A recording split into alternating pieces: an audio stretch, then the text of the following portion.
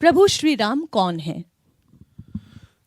इस पूरे विश्व में जितना सत्य है, जितने एथिक्स हैं, मर्यादाएं हैं, एक मानवीय जीवन के लिए जिस नियमावली की आवश्यकता है, जिस क्रिया से किसी दो पैर पे चलने वाले व्यक्ति को मनुष्य कहा जाता है, इस पूरे विश्व में जितनी करुणा है, इस पूरी धरती पर जितना प्रेम है, जितना धर्म है, जितना अर्थ है, जितना काम है, जितना मोक्ष है, मेरे कहने का अर्थ विश्व में जितनी सकारात्मकता है, उस सकारात्मकता ने एक स्वरूप धारण किया और उस स्वरूप को दो अक्षरों में पहचाना, राम, और धनुष बाण लेके अयोध्या की धरती पर वो प्रकट हो गया।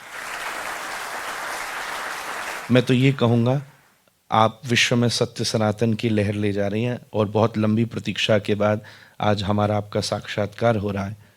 आपके भीतर इस व्यवस्था में रहते हुए भी सनातन धर्म की जो आस्था है और उसको बहुत अच्छे से कन्वे करने का जो गुण है, वो बैठे आपके अंदर राम ही है। लेकिन आप भी जानते हैं मॉडर्न सिविलाइजेशन है, जिस तरीके की एजुकेशन है उसमें राम को कई बार ये कह दिया जाता है कि ये तो माइथोलॉजी है। ये माइथोलॉजी है, मिथ है या हिस्ट्री है, हमारा इतिहास है? हमारा इतिहास है। वैसे भी शास्त्रों के जो विभाजन है, मैं दो तीन तरीके से कहूँगा। उसमें एक विभाजन है जिसको हम वेद कहते हैं, उपनिषद कहते हैं, पुराण कहते हैं, और उसी में स्पष्ट लिखा है इतिहास पुराणा नाम, ऐसे करके श्रीमद् भागवत में भी लिखा है।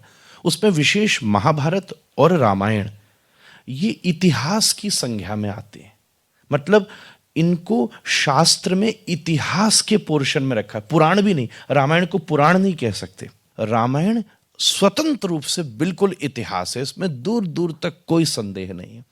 थोड़ा सा रैशनल माइंड, तर्क संगत विवेक से विचार किया जाए तो कहने वाले व्यक्ति को भी अध्ययन के बाद बोलना चाहिए।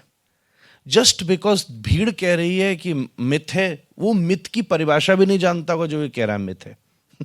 मिथ शब्द का अर्थ क्या होता है उसको ये भी क्लियर नहीं होगा। वो ये कह रहा है कि काल्पनिक है, तो कल्पना शब्द का अर्थ भी क्या होता है उसे अगर हम व्याकरण और वेदांत की दृष्टि से, इवन लिंग्विस्टिक्स की अप्रोच से पूछ लें तो अस्तित्व हिल जाएगा। क्योंकि 50 जैसे कई लोग कहते हैं भगवान ही नहीं होते, तो मैंने कहा भगवान नहीं होने पर आपने क्या काम किया है बताइए। आपने चेक किया, आपने प्रमाण लिया, आप प्रोसेस में गए और फिर आपको अनुभव हुआ कि भगवान नहीं होता, तो मैं एक्सेप्ट हूं, फिर तो वेद भी मानेगा कि नहीं होता। पर जस्ट बिकॉज 50 लोगों ने कह दिया और आपने मान लिया, ये मूर्खतापूर्ण और इरेशनल बिहेवियर है। हम एक इंस्टेंस, कई बार भविष्य में जाके ना भूत का बोध हो जाता है।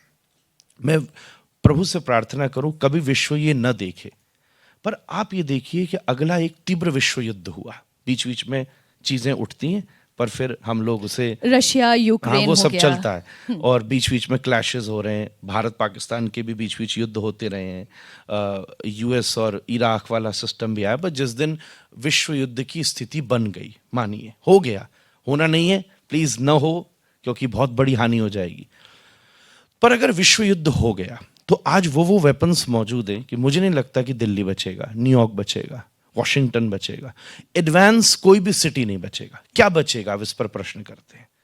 अफ्रीका के बहुत सारे ट्राइबल्स लोग हैं जिनके पास अभी भी फोन नाम की कोई चीज नहीं है। हमारी भी जनजाति प्रवासी, झारखंड, उत्तराखंड, उत्तरांचल, बिल्कुल जो छोटे छोटे ग्रामीण परिवेश में रहते हैं, अभी आप उन साधारण लोगों को जो इस देश की आत्मा है, दिल्ली के चौराहे पर खड़े कर दीजिए, उनको रोड क्रॉस करने में भी कंफ्यूजन हो जाएगा। अब अगर वो सभ्यता जिसने अभी तक एक ही फ्लोर की तो बिल्डिंग देखी है और उसको ये कहा जाए कि एक दुबई में एक बहुत बड़ी बिल्डिंग है दुनिया की, बुर्ज खलीफा है, बुर्ज खलीफा, तो वो कहेगा यार ये तो कल्पना है, हाउ इज इट पॉसिबल, ये मिथ है।